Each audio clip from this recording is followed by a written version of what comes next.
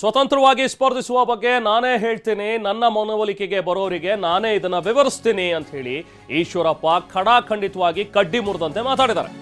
ಸ್ವತಂತ್ರವಾಗಿ ಸ್ಪರ್ಧಿಸ್ತೀನಿ ಅಂತ ಹೇಳಿ ನಾನೇ ನನ್ನನ್ನು ಯಾರು ಮನವೊಲಿಕೆಗೆ ಬರ್ತಾರೋ ಅವರಿಗೆ ವಿವರಿಸ್ತೀನಿ ಅಂತ ಹೇಳಿ ಇವತ್ತು ಹೇಳಿಕೆ ಕೊಟ್ಟಿದ್ದಾರೆ. TV9ಗೆ ಬಂಡಾಯ ಅಭ್ಯರ್ಥಿಯಾಗಿ ಕಣಕ್ಕಿಳಿತೀನಿ ಅಂತ ಸೂಚನೆ ಕೊಟ್ಟಿರುವಂತಹ KS ಈಶ್ವರಪ್ಪ ಹೇಳಿಕೆಯನ್ನು ಕೊಟ್ಟಿದ್ದಾರೆ. ಮಗನಿಗೆ ಟಿಕೆಟ್ ಕೊಡಿಸ್ತೀನಿ ಅಂತ ಹೇಳಿ BSY ಮೋಸ ಮಾಡಿದ್ದಾರೆ.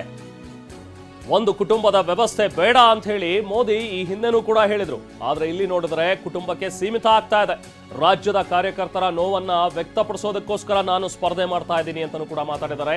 ಕೇಂದ್ರದ ನಾಯಕರಿಗೆ ಈ ವಿಚಾರವನ್ನ ಮುಟ್ಟಿಸೋದಕ್ಕೆ ಅಂತಾನೆ ನಾನು ಸ್ಪರ್ಧಿಸ್ತಾ ಇರೋದು. ಹಿಂದುತ್ವ ಉಳಿಬೇಕು ಅಂತ ಹೇಳಿ ನಾನು ಸ್ಪರ್ಧಿಸ್ತಾ ಇದ್ದೀನಿ ಅನ್ನೋ ಒಂದು ಮಾತುಗಳನ್ನ ವ್ಯಕ್ತಪಡಿಸಿದ್ದಾರೆ.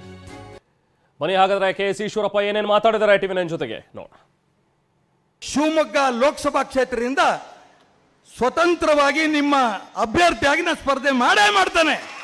ಶಿವಮೊಗ್ಗ ಲೋಕಸಭಾ ಕ್ಷೇತ್ರದಿಂದ ಸ್ವತಂತ್ರವಾಗಿ ನಿಮ್ಮ ಅಭ್ಯರ್ಥಿಯಾಗಿ ನಾನು ಸ್ಪರ್ಧೆ ಮಾಡೇ ಮಾಡ್ತಾನೆ.